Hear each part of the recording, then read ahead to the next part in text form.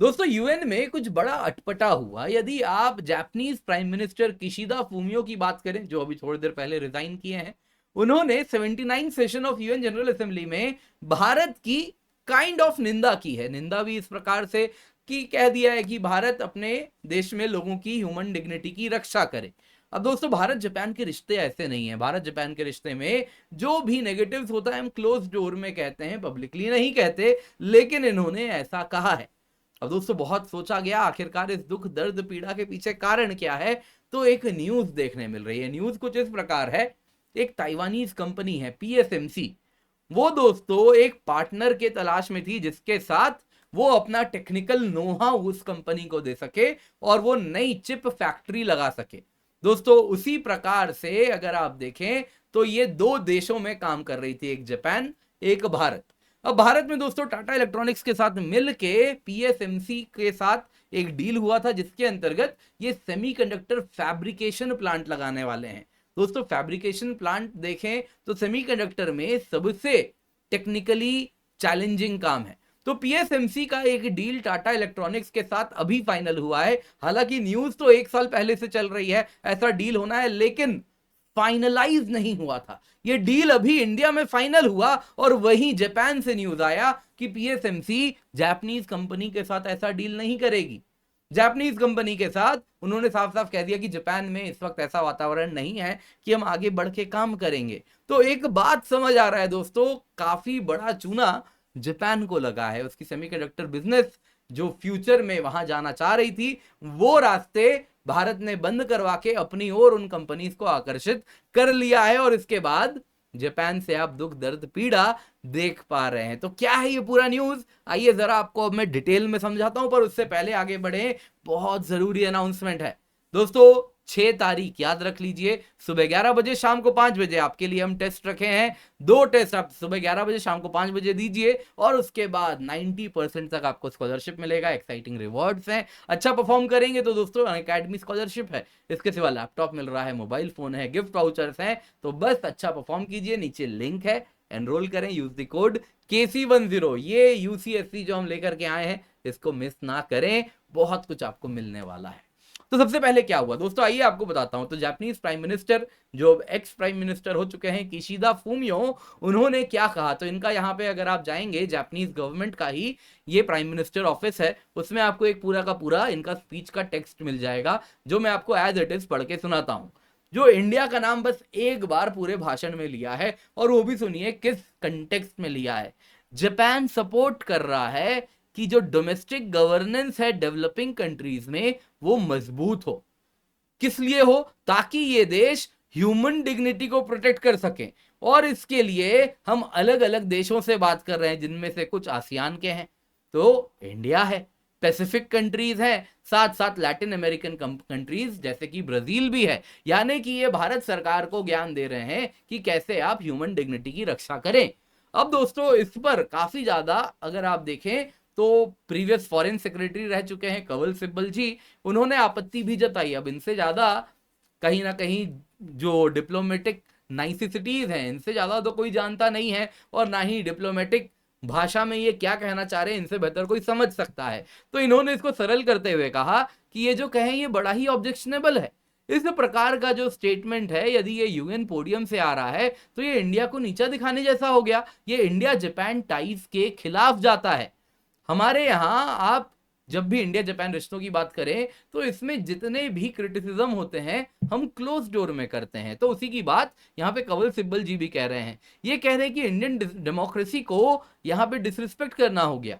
उन्होंने कहा कि हम तो जापान को इस प्रकार की बात नहीं करते कभी भी उनके डोमेस्टिक गवर्नेंस पे, कि या फिर जापान में जो ह्यूमन डिग्निटी की समस्या है उस पर तो हम कभी बात नहीं करते, क्योंकि जापान एक समाज अगर आप देखें तो बड़ा ही एथनिकली इंसुलर सोसाइटी है, एक ही प्रकार के लोग हैं और डाइवर्सिटी वहां है ही नहीं। तो डाइवर्सिटी का एक्सेप्टेंस तो ह्यूमन डिग्निटी में सबसे इंपॉर्टेंट माना जाता है, तो पूरे जापान में तो वो नदारद है, लेकिन हम तो कभी ऐसी बात नहीं करते। तो यहां पे उन्होंने कहा कि ये जो कहे हैं ये बड़ा ही आपत्तिजनक है। अब दोस्तों बड़ा सोचा गया क्या दुख दर्द पीड़ा है, तो और भी कई कारण होंगे, लेकिन एक कारण सीधा दिख रहा है जिससे पता चल रहा है कि कहीं ना कहीं जापान को डायरेक्ट इंपैक्ट हुआ है। दोस्तों ये तस्वीर शायद आप लोगों ने कल देखी होगी, सोशल मीडिया पे आई है, जिसमें अगर आप देखें तो पीएम मोदी हैं, साथ ही साथ टाटा के भी आप देखें तो वैसे ही सीईओ भी आपको दिखेंगे, सामने में पीएसएमसी कंपनी के भी रिप्रेजेंटेटिव्स हैं। दरअसल दोस्तों ताइवान की एक कंपनी है PSMC, power chip semiconductor manufacturing corporation, इन्होंने टाटा इलेक्ट्रॉनिक्स के साथ एक डेफिनेटिव कंक्लूसिव अग्रीमेंट साइन किया, यानी ये फाइनल अग्रीमेंट है कि अब बात बन गई, जिसके अंतर्गत उन्होंने कहा कि वो टाटा को मदद करेंगे कि भारत में वेफर फैब्रिकेशन प्लांट 12 इंच वाले लगाए जाए जा सके धोलेरा गुजरात में। दोस्तों इस प्रकार का एक अग्रीमेंट हुआ था, लेकिन कंक्लूसिव अग्रीमेंट, फाइनल अग्रीमेंट नहीं था। ये फाइनल अग्रीमेंट अभी आया है। इस पार्टनरशिप के अंतर्गत $11 बिलियन का निवेश टाटा इलेक्ट्रॉनिक्स करेंगे, लेकिन निवेश करने से आप सेमीकंडक्टर फैब्रिकेशन करना तो नहीं सीख जाएंगे, तो उसके लिए तो आपको पार्टनर चाहिए। तो वो सेमीकंडक्टर फैब्रिकेशन सिखाने के लिए पीएसएमसी का यहां पे रोल होगा, जिसमें पीएसएमसी वो जो टेक्नोलॉजी है जिसके द्वारा सेमीकंडक्टर फैब्रिकेशन हो रहा है वो ट्रांसफर करेगी, इंडियन एम्प्लॉइज को ट्रेन करेगी, और उसके साथ टाटा इलेक्ट्रॉनिक्स $11 बिलियन का निवेश करेगी और मंथली 50,000 वेफर बना पाएगी। तो दोस्तों ये बहुत बड़ा, अगर आप देखें तो लीप फ्रॉग भारत कर रहा है सेमीकंडक्टर टेक्नोलॉजी में, क्योंकि यहां पे हम सेमीकंडक्टर फैब्रिकेशन की बात कर रहे हैं, जो कि पूरे सेमीकंडक्टर सप्लाई चेन में सबसे पहला प्रोसेस है और ये सबसे क्रिटिकल प्रोसेस है। कहीं ना कहीं ये अगर आप देखें तो बड़ा ही कॉम्प्लिकेटेड होता है। तो इसमें असेंबली तो हो जाता है, लेकिन फैब्रिकेशन बड़ा कठिन है। तो वो टेक्नोलॉजी अब भारत आ रही है। अब दोस्तों यहां पे जापान के साथ क्या समस्या है, अगर आप देखें तो सिमिलर डील पीएसएमसी जापान के साथ भी की थी। जो स्टार्टिंग वाला अग्रीमेंट है ना, जो यहां पे इंडिया में हुआ था, उसी प्रकार का अग्रीमेंट जापान की कंपनी एसबीआई के साथ भी हुआ था। ये दोस्तों अलग कंपनी है, अपनी स्टेट बैंक ऑफ इंडिया नहीं है, जापानीज कंपनी है, एसबीआई होल्डिंग्स भी इसको कहते हैं, जो कि एक जिसका कई बार इसको स्ट्रेटेजिक बिजनेस इनोवेटर ग्रुप भी कहा जाता है। दोस्तों ये फाइनेंशियल सर्विसेज कंपनी है टोक्यो जापान में। तो पीएसएमसी का इसी प्रकार का अग्रीमेंट जापान के एसबीआई के साथ भी था, जिसके द्वारा पीएसएमसी ने सेम बात कही थी कि एसबीआई अपना पूरा निवेश करेगा, हम केवल आपको टेक्नोलॉजी दे देंगे, नो हाउ दे देंगे, ट्रेनिंग दे देंगे, उसके बाद जॉइंट वेंचर होगा, जो आप निवेश करके करोगे काम उसका कुछ परसेंट हम ले जाएंगे। तो सेम प्रकार का डील वहां भी होना था, लेकिन लास्ट वीक आपने देखा, कल यहां पे कंफर्मेशन आया, लास्ट वीक क्या हुआ, जापान से पीएसएमसी ने कहा कि हम आपके देश में इस प्रकार का बिजनेस नहीं कर पाएंगे। पीएसएमसी ने क्लियरली कहा कि जापान में सेमीकंडक्टर मैन्युफैक्चरिंग बिजनेस को हम पोस्टपोन कर रहे हैं, क्योंकि इस प्रकार का काम कर पाना डिफिकल्ट हो रहा है। क्यों डिफिकल्ट हो रहा है? क्लियरली दोस्तों, जापान पीएलआई स्कीम में जैसा भारत इंसेंटिव ऑफर कर रहा है, उसके करीब भी वो ऑफर नहीं कर पा रहा।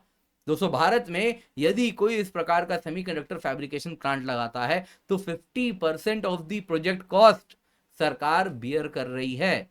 दोस्तों बहुत बड़ी बात है। इस प्रकार का यदि इंसेंटिव मिलेगा तो आप समझ सकते हैं किस प्रकार से कंपनीज खींची चली आएंगी। तो वही हो रहा है, पीएसएमसी कह रही है फ्यूचर में भी जापान हमको नहीं लगता हम जा पाएंगे।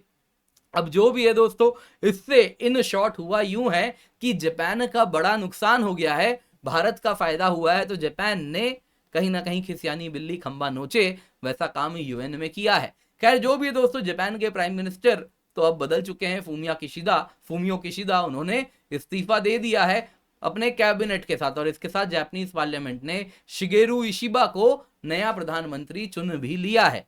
अब देखने वाली बात यह है कि ये अब भारत जापान रिश्तों को किस तरफ लेके जाएंगे, ये बड़ा इंटरेस्टिंग होने वाला है।